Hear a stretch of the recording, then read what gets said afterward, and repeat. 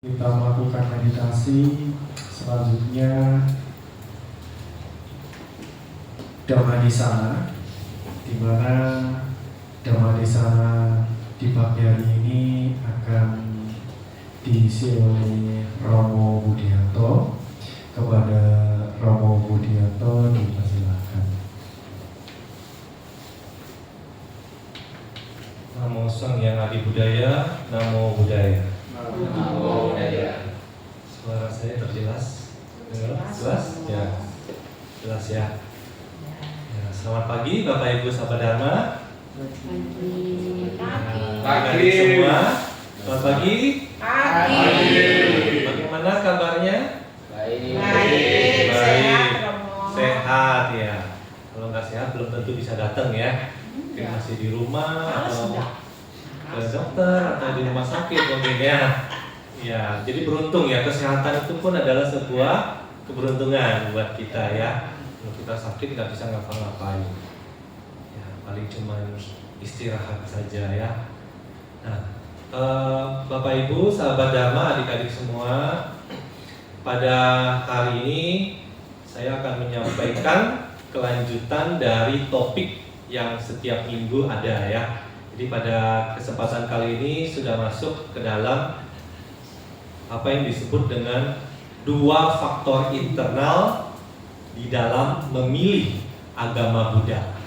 Ya, jadi ada dua faktor internal. Di kesempatan yang lalu pernah saya bahas mengenai adanya faktor-faktor kenapa seseorang beragama.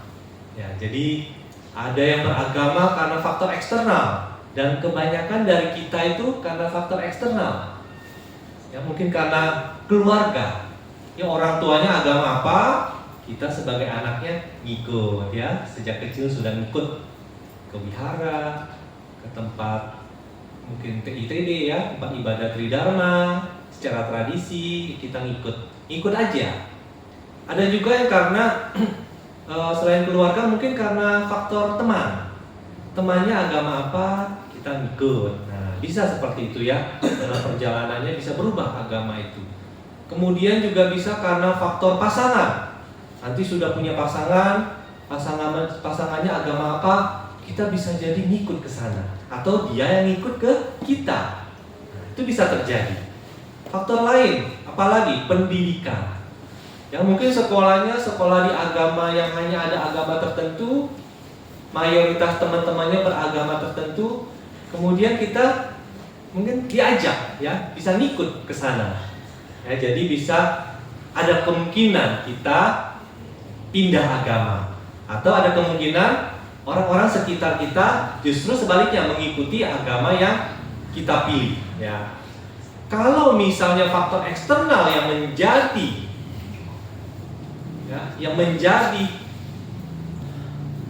kita di dalam memilih agama, yang menentukan kita memilih agama, ya, maka faktor eksternal ini menyebabkan kita punya keyakinan tidak kuat.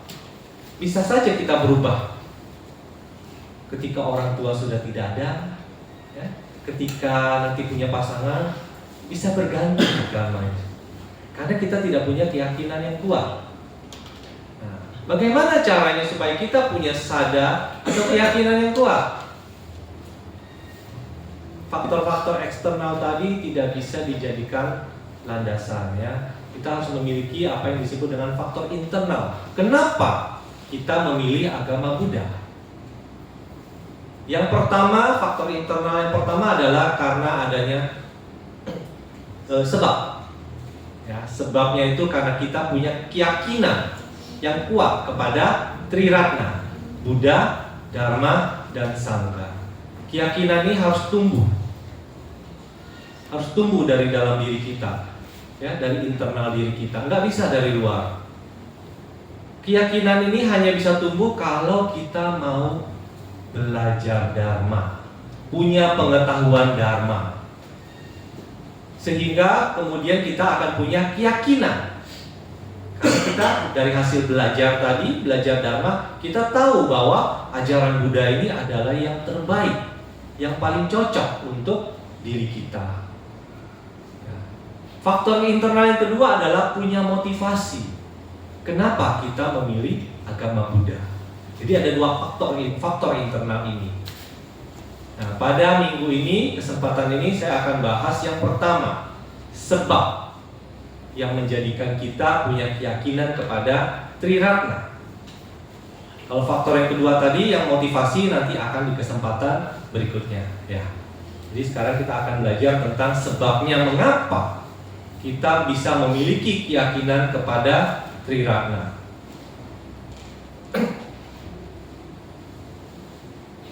Keyakinan kepada Triratna. Yang pertama kita lihat ada keyakinan di sini. Yang kedua adalah Triratna. Apa itu keyakinan atau sadar di dalam agama Buddha? Keyakinan itu adalah satu kepercayaan yang mendalam. Ya, dalam hal ini kepercayaan mendalam terhadap Buddha. Ya. Tidak hanya kepercayaan mendalam terhadap Buddha, tetapi juga kita harus punya kesiapan di dalam mempraktekkan ajarannya, Dharma. Ya, jadi kita percaya kepada Buddha secara mendalam dan kita siap untuk mempraktekkan Dharma ajarannya. Nah, dan penyebab keyakinan ini ada di dalam diri kita, tentu saja kita harus punya pengetahuan. Pengetahuan apa?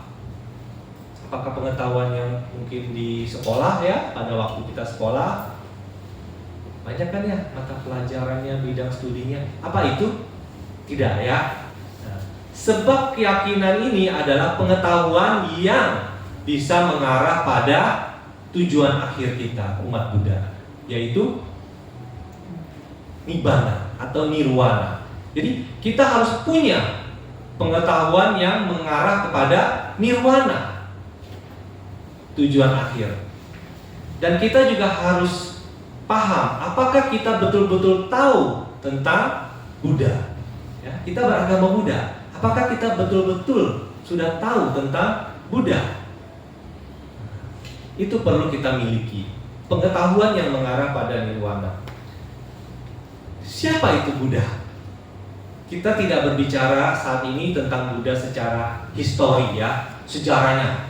Buddha dulu ketika lahir sampai mencapai pencerahan sempurna, itu kan sejarahnya. Kita tidak bicara itu secara historisnya.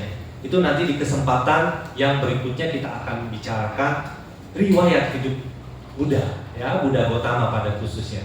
Tetapi kita bicara Buddha secara esensi. Buddha secara esensi itu apa?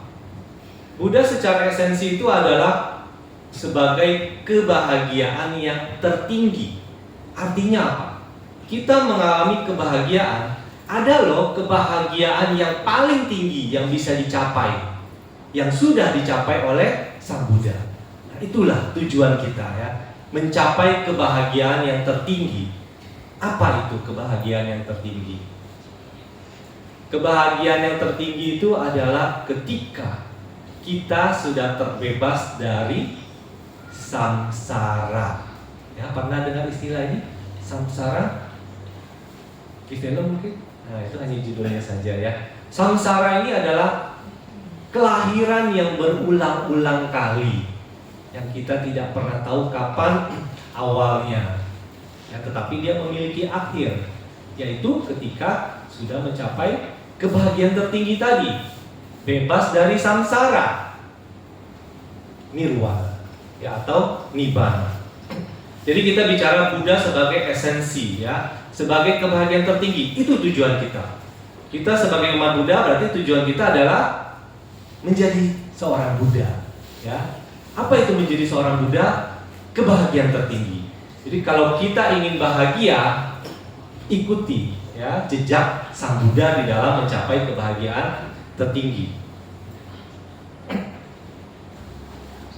Dan kita yakin ya bahwa kita juga bisa mencapai itu, kebahagiaan tertinggi. Apa itu kebahagiaan? Ya. Ketika kita marah misalnya, apakah itu bahagia? Ada yang pernah marah? Ada yang sering marah? Ya. Ada yang terus-terusan marah? Nah, Kalau pada waktu kita marah itu kira-kira itu bahagia atau tidak? Ya. Tidak ya. Kita tahu kita tidak bahagia ketika itu. Ya, kita marah. Ya, kalau kita bahagia kita tidak mungkin marah ya waktu itu ya. Dalam satu kondisi atau situasi yang tidak menguntungkan buat kita, kita menjadi marah. Pada waktu kita marah, kira-kira orang-orang sekitar kita gimana? Menjauh apa mau mendekat? Menjauh. Ya, semua takut gak mau dekat-dekat. Ini orang lagi marah. Apakah ada kebahagiaan ketika kita marah? Tidak ada. Tidak ada ya. Jadi, tetapi pertanyaan saya, kira-kira itu kita bisa nggak tidak marah? Ya, ketika ada satu situasi yang tidak menguntungkan, bisa nggak kita terbebas dari kemarahan ketika itu? Ya. Ada nggak orang-orang yang ketika situasinya tidak menguntungkan, dia tidak menjadi marah, tetap bisa menerima keadaan, ya, tetap bisa sabar? Ada nggak? Tergantung. Ya, tergantung ya. Tapi ada nggak kira-kira orang seperti itu? Ada ya. Ada. Artinya apa? Kita masih bisa terbebas dari kemarahan. Ya. Demikian juga mungkin kesedihan ya. Ada yang pernah mengalami kesedihan karena kehilangan ya, ditinggalkan, perpisahan ya. Itu semua membuat kesedihan. Kekecewaan itu juga adalah sesuatu yang tidak menguntungkan. Pikiran kita kacau, tidak tenang.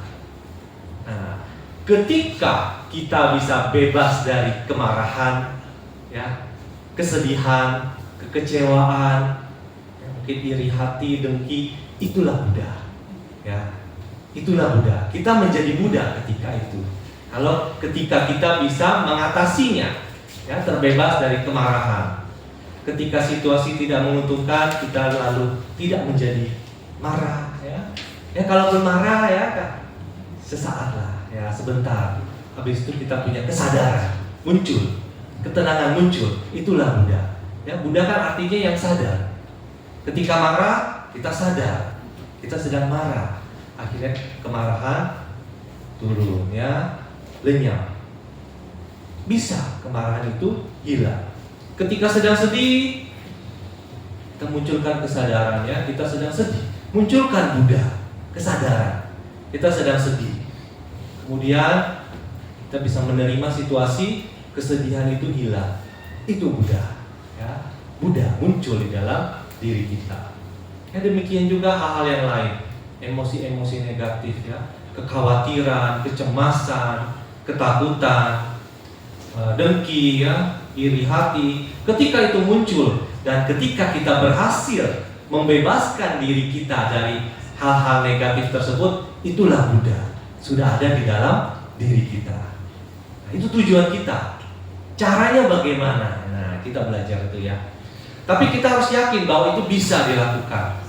Itulah yang disebut kita punya keyakinan kepada Buddha, bahwa itu bisa kita capai. Kebebasan itu bisa kita dapatkan. Bebas dari duka, penderitaan, ya. Penderitaan-penderitaan tadi yang menyebabkan kita tidak bahagia, kemarahan, kesedihan, kekecewaan, ya, dan seterusnya. Kita harus yakin bahwa batin kita bisa loh bebas dari hal-hal tersebut, meskipun tidak sempurna. Ya, artinya apa? Marah tetap bisa datang kapan saja, tapi kita lebih cepat sadar. Ya, kalau sudah 100%, berarti sudah Buddha yang sempurna ya. Tapi kita masih menuju ke sana. Artinya kita masih bisa marah. Ya, kalau kita nggak bisa marah berarti mungkin robot gitu ya, nggak bisa marah. Kita masih bisa marah. Bedanya adalah kita lebih cepat sadar. Kesadaran inilah yang disebut dengan Buddha muncul di dalam diri kita. Kita belajar berdamai dengan hal-hal tersebut yang menyebabkan kita muncul ya, batin kita tidak tenang, marah, gelisah, sedih, ya, dan seterusnya. Jadi inilah yang disebut dengan tujuan kita ya, belajar agama Buddha, bebas dari hal-hal tersebut. Nah, ketika kita mengetahui bahwa kita bisa bebas dari duka, ya, kemarahan, kesedihan, kecewaan, ya, putus asa, iri, dengki. Ketika kita tahu kita bisa bebas dari hal-hal tersebut, Buddha muncul di dalam diri kita. Dan usaha kita, upaya kita untuk mengatasi, membebaskan diri kita dari hal-hal tersebut, berdamai dengan diri kita, itu yang disebut dengan Dharma. Ya. Dharma ini adalah pemadamnya, pemadam kemarahan, ya, pemadam kesedihannya, kekecewaan. Itu Dharma, ajarannya, ya. Dharma ini sebagai pemadam. Usaha kita untuk mengatasi hal-hal yang membuat kita tidak bahagia tersebut, Dharma. Ya. Jadi Buddha itu adalah satu keadaan batin yang bebas dari duka, ya, bebas dari kemarahan, kesedihan, kekecewaan, putus asa, iri, dengki, dan seterusnya. Dan ketika kita mampu membebaskan atau menenangkan batin kita, dari kemarahan, misalnya, ya, itulah Buddha, ya. Buddha ada di dalam diri kita. Pertanyaan selanjutnya, bagaimana caranya? Ya, bagaimana caranya? Ya, kita tahu ketika kita jalan menuju kepada Buddha, ya, ketika Buddha adalah tujuan hidup kita, ya, kita sedang berlindung kepada Buddha. Ya, kita berlindung kepada Buddha.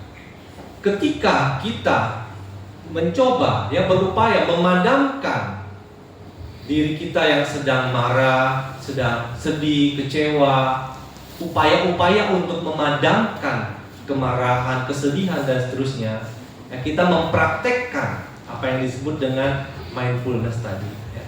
Memadamkan kemarahan itu disebut dengan berlindung kepada Dharma, ya, ajaran Buddha yang penuh dengan cinta kasih dan belas kasih. Miliki cinta kasih dan belas kasih kepada diri sendiri. Ketika kita marah, coba pernah marah kan, ya? Diri kita sedang tidak ada cinta kasih, ya, tidak punya cinta kasih. Yang ada adalah kemarahan.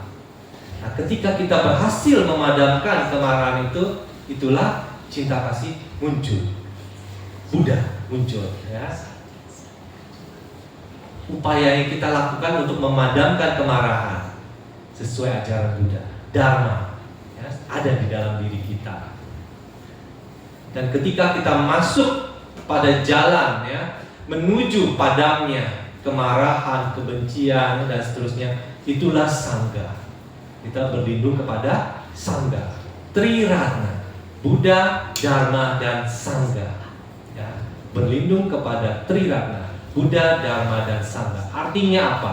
Praktek di dalam kehidupan kita mengatasi duka, ya, hal-hal yang tidak bahagia, kemarahan, kekhawatiran, kesedihan. Nah, ketika kita berhasil membebaskan diri kita dari emosi-emosi negatif tersebut, kita sudah berlindung kepada Triratna. Dia ada di dalam diri kita, ya, Buddha, Dharma, dan Sangha. Ya, mudah atau tidak, ya, prakteknya? Prakteknya hanya bisa dilakukan ketika ada kemarahan muncul, ya, kesedihan muncul, kekhawatiran muncul. Kita bisa mengukur diri kita, apakah kita siap, ya, siap mempraktekkan Dharma, ya, kesiapan mempraktekkan Dharma. Tadi kan saya katakan keyakinan adalah kepercayaan yang mendalam kepada Buddha dan kesiapan mempraktekkan Dharma, ajarannya. Nah, itu prakteknya pada waktu berhadapan dengan situasi yang tidak menguntungkan. Kita bisa mengukur diri kita sendiri. Ya, misalnya pada waktu batin kita kacau, gelisah, ya, cemas, atau misalnya contoh yang mudah, marah, ya, marah. Ketika kemarahan muncul, hal pertama yang harus kita jaga adalah diri kita. Jangan ucapkan apapun. Kenapa? Karena pada waktu kita marah, ucapannya kira-kira yang keluar itu apa? Baik atau buruk? Buruk. Ya, karma buruk bisa terjadi. Jadi pada waktu marah, hal pertama yang perlu kita lakukan adalah tenang. Jangan ucapkan apapun. Melalui ucapannya, jangan ucapkan apapun. Diam. Lalu yang kedua adalah jangan melakukan apapun. Tindakan apapun jangan dilakukan ketika kita marah. Kenapa? Biasanya adalah hal-hal yang tidak baik yang akan kita lakukan ketika kemarahan muncul. Kalau kebiasaan kita melempar sesuatu, nah misalnya, ya, bisa melayang itu. Ya, ketika bertengkar dalam keluarga, bisa ada barang-barang yang melayang tuh seperti piring terbang, ya, bisa terjadi kan? Memukul, ya kan? Bisa terjadi loh. Ketika sedang emosi, ya, dengan keluarga misalnya, kita bisa memukul. Ya, dengan anak-anak kita misalnya, itu bisa terjadi. Ucapan penuh kemarahan, ya, kata-kata yang tidak baik akan keluar. Nah, itu bisa terjadi ketika kita sedang marah, ya, sedang marah. Jadi hal pertama yang perlu kita lakukan, jangan ucapkan apapun dan jangan ambil tindakan apapun. Diam, duduk tenang, ya, diam, mulutnya diam. Tenangkan batin.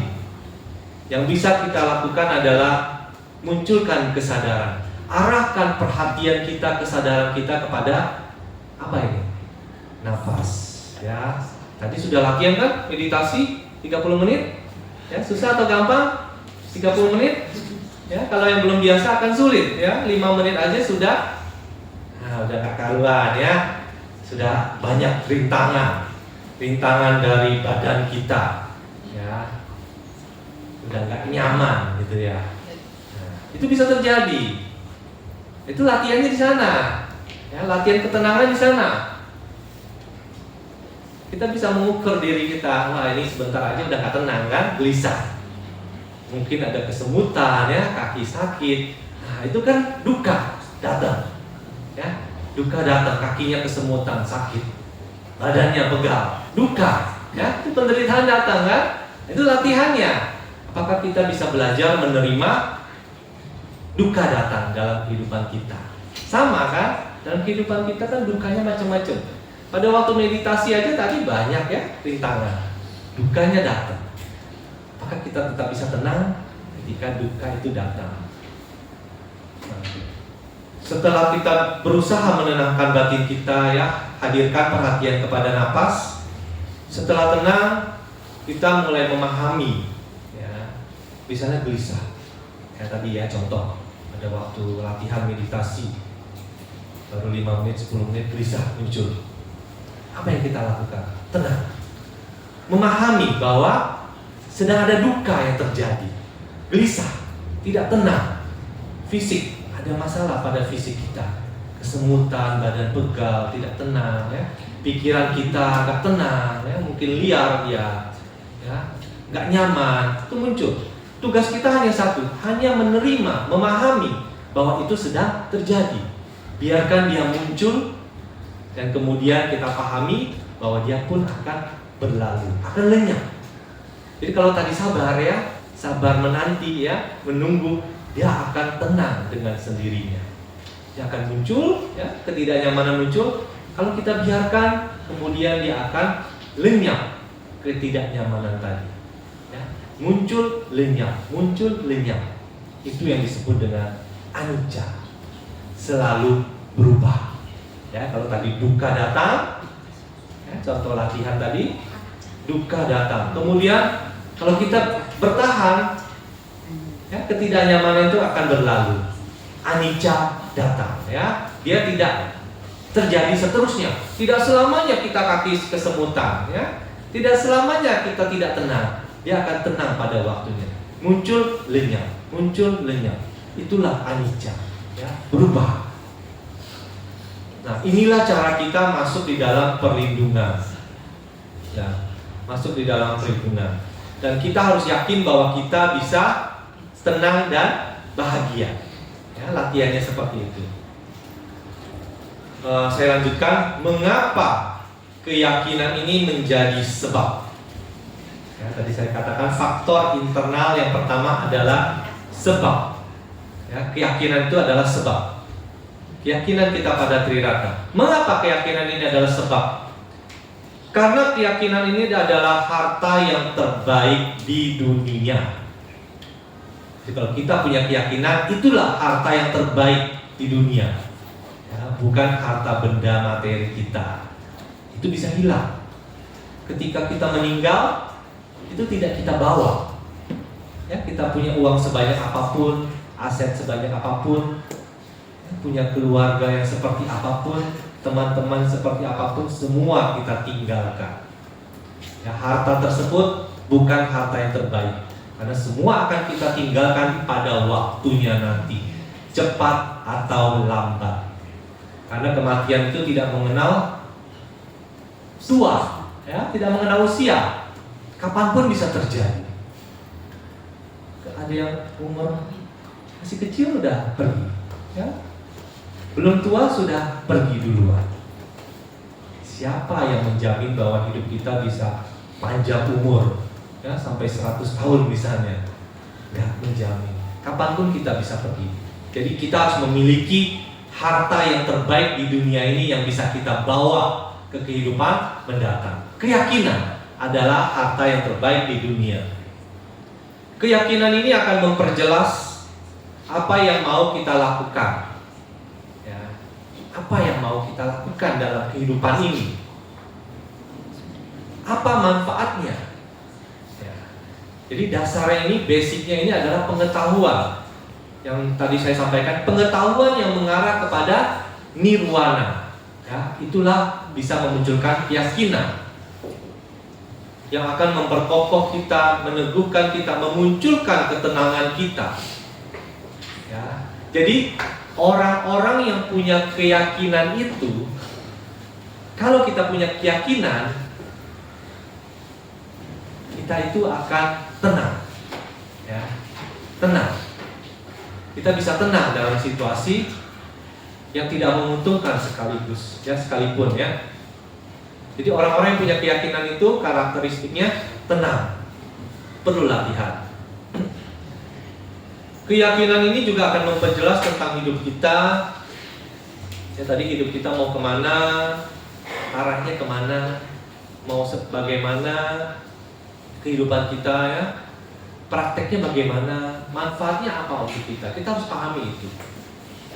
Kalau kita sudah yakin Triratna adalah harta terbaik, ya, maka kita akan masuk ke dalam yang kedua, yaitu, ya, kalau kita tahu bahwa Triratna ini adalah, ya, Triratna ini adalah keyakinan kita kepada Triratna ini adalah harta yang terbaik di dunia, maka kita akan mengambil Triratna sebagai perlindungan. Ya. Karena kita tahu itu yang terbaik. Ibaratnya kalau kita lapar, apa yang kita lakukan? Cari makan, ya. Makan, makanan yang paling penting ketika kita lapar, bukan yang lain, ya. Makan yang terpenting. Sama ketika kita sedang dalam kondisi marah, gelisah, duka, ya, menderita. Kita tahu, ya, mereka yang sedang marah misalnya, mereka itu sangat menderita, ya, sangat menderita. Kita tahu bahayanya kemarahan, ya, seperti kita tahu misalnya bahaya kelaparan tadi. Kalau kita lapar, apa yang terjadi? Pernah ada yang kelaparan nggak makan 1 hari, 2 hari, ya, gemeteran, lemes, ya, mungkin sakit, tidak bisa melakukan apapun, ya, bekerja nggak bisa, beraktivitas nggak bisa. Karena kita sedang lapar. Sama ketika kita marah, gelisah, menderita, ya, sangat menderita itu, ya. Kita tahu bahayanya kemarahan. Apa bahayanya kemarahan? Kebahagiaan kita hilang, ya. Ketika marah kita tidak bahagia.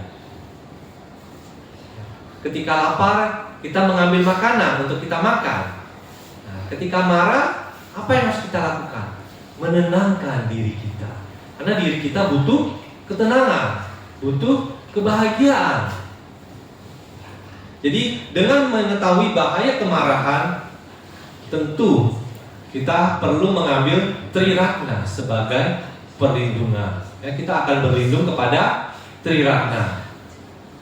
Ketika kita tahu bahayanya samsara tadi. Apa itu samsara? Kehidupannya, kelahiran yang berulang-ulang. Ketika kita tahu kelahiran sebagai manusia ini punya bahaya. Apa bahayanya? Kematian. Ya, kematian akan terjadi. Kalau kita lahir, kita akan mati. Ya, kematian akan terjadi. Bahaya samsara ini. Kita juga bisa jatuh ke alam yang rendah, alam bawah. Ketika kematian datang nanti, siapa yang menjamin kita akan lahir di alam bahagia? Tidak ada, ya. Karena kita lahir sebagai manusia, lahir maka akan ada kematian. Ketika kematian datang, ada potensi, ya, konsekuensi bisa lahir di alam rendah, alam binatang, ya, alam peta atau hantu kelaparan, ya, alam setan itu, alam asura, ya, para jin, ya, raksasa, alam neraka. Gak ada yang menjamin kita gak terlahir ke sana, gak menjamin. Makanya kita perlu berlindung kepada Triratna, mengambil jalan di dalam dharma. Kita tahu bahwa Buddha itu membebaskan. Dharma itu adalah cara membebaskannya, dan Sangha ini adalah mengkondisikan jalannya. Maka kita mengambilnya sebagai perlindungan, ya, mengambil Triratna sebagai perlindungan. Jika kita, seandainya kita tidak tahu bahayanya samsara, ya, kita tidak tahu bahayanya samsara, meskipun kita mungkin pernah mengambil Triratna, ya, secara seremoni, mungkin ada yang sudah pernah diwisudi.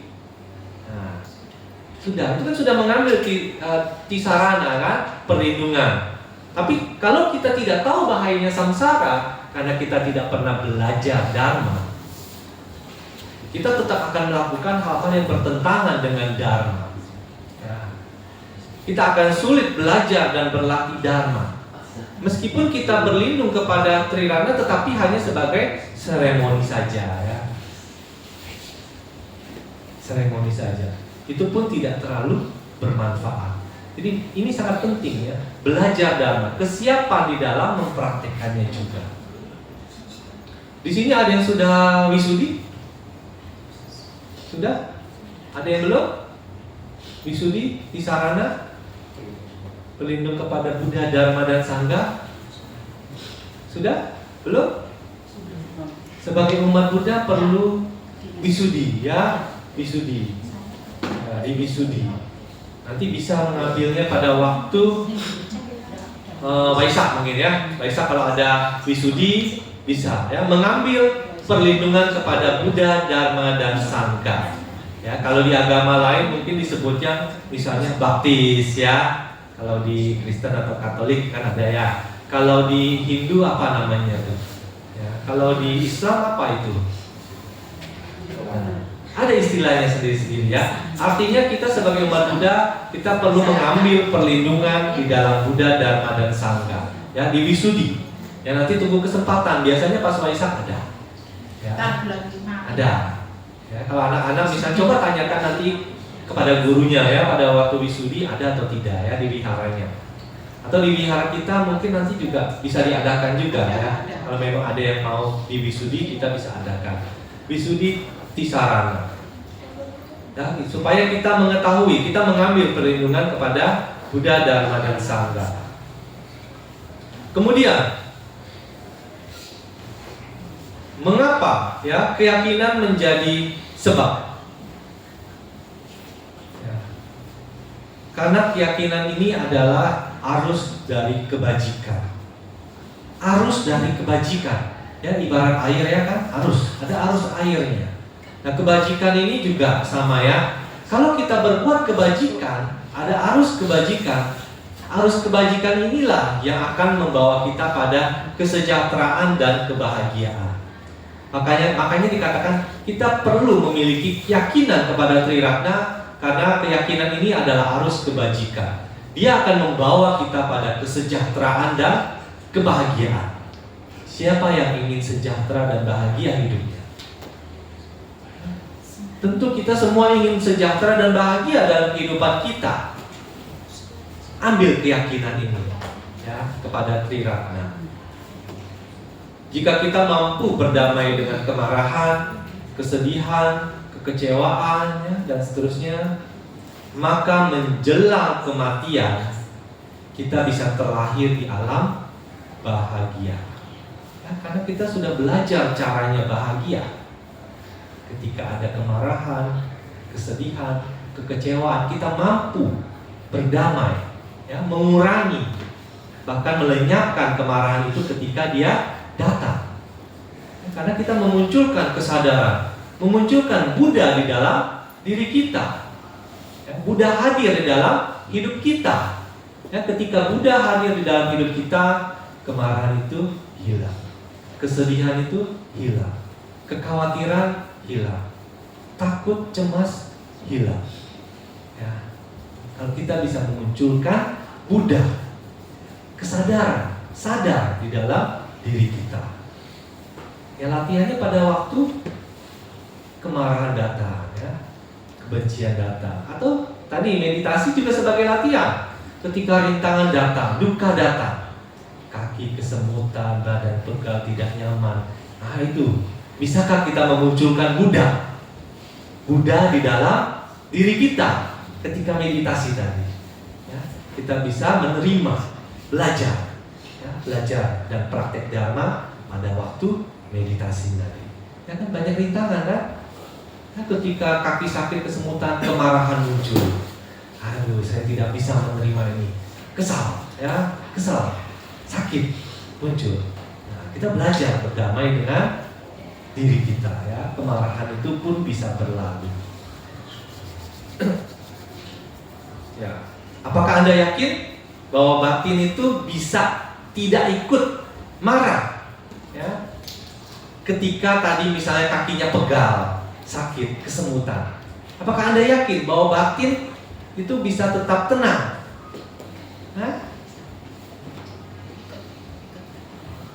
Ada orang-orang yang bisa meditasi sampai berjam-jam, ya, lama. Apakah mereka tidak menghadapi situasi yang kita hadapi tadi? Kaki kesemutan, badan pegal. Tidak, ya, tidak. Mereka bisa, mereka juga mengalaminya, tapi mereka bisa berdamai, ya, dengan hal-hal tersebut. Bisa berdamai. Batinnya tidak ikut kesal, tidak ikut marah ketika duka datang. Ketika kaki kesemutan, ya, misalnya badan pegal-pegal, mereka tidak ikut menjadi marah. Batinnya tetap bisa tenang, tidak gelisah. Artinya apa? Kita bisa, batin kita tidak ikut marah, tidak ikut sedih, tidak ikut kecewa. Ya, ketika ada hal-hal buruk yang sedang terjadi, ketika duka datang, kita bisa mengatasinya.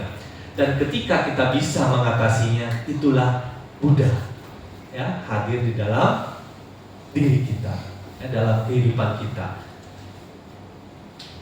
mampu membebaskan diri kita dari hal-hal tersebut. Itulah dharma. Dan ketika kita masuk di dalam latihan, di dalam praktek tadi, itulah sangga. Ya, kita berlindung kepada Buddha, dharma, dan sangga. Ya, dalam kehidupan kita latihan itu, berlindung kepada Buddha, dharma, dan sangga. Mari kita jadikan ya kehidupan ini sebagai latihan, ya, mengatasi duka. Jadikan keyakinan ini sebagai sebab kenapa kita memilih agama Buddha. Ya, keyakinan ini yang terpenting dari dalam diri kita. Jadikan itu sebagai sebab keyakinan kepada Triratna. Dan ketika kita memilih agama Buddha karena keyakinan ini, ya, bahwa kita mampu menghadapi duka, mampu menghadapi kemarahan, kesedihan, kekecewaan, ya, putus asa, iri, dengki, dengan menggunakan ya Triratna ini tadi ya. Buddha, Dharma dan Sangha ada di dalam hidup kita. Ya, dengan memiliki keyakinan yang tidak tergoyahkan, ya, maka kita memiliki keyakinan kemampuan ya, di dalam mengatasi duka. Nah, jadi memilih agama Buddha jangan karena faktor eksternal ya, jangan karena faktor eksternal mudah goyah, jangan ikut-ikutan ya, jangan karena pasangannya Buddha kemudian kita ikut Buddha. Jangan karena itu ya, itu bisa goyah, mudah goyah. Jangan karena keluarga atau tradisi, karena orang tua Buddha kemudian kita ikut Buddha. Ya, kalau orang tua pindah agama, nah kita hidup pindah agama, bisa terjadi ya. Jangan karena teman. Nah, ini teman baik saya agamanya Buddha, kemudian kita ikut beragama Buddha. Jangan karena itu, tapi munculkan keyakinan ini karena faktor internal.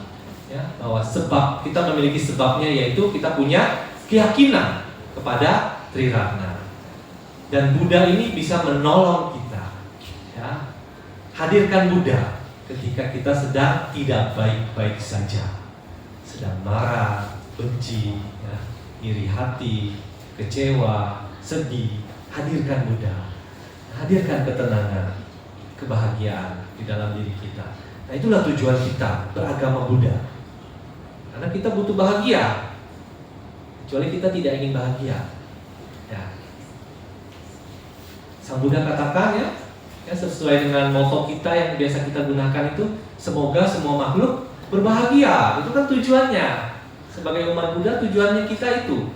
Diri kita juga adalah makhluk, ya kan? Kita juga ingin bahagia. Semoga semua makhluk hidup berbahagia. Ya, kita harus belajar menuju ke sana, membawa diri kita ke arah sana. Ya, belajar dan berlatih Dharma.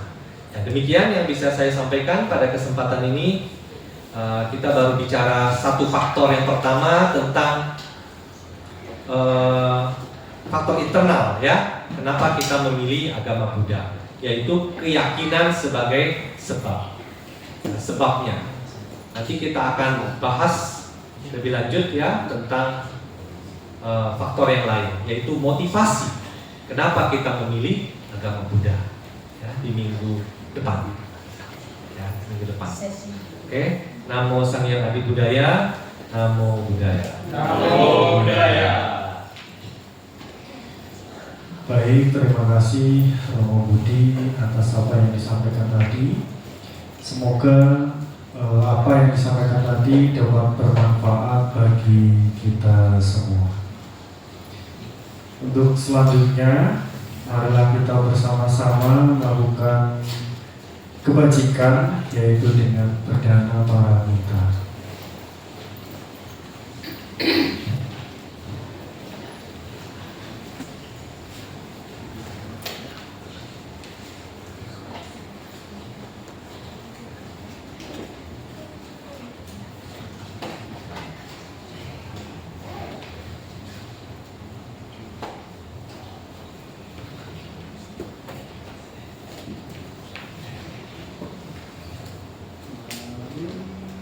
Mati.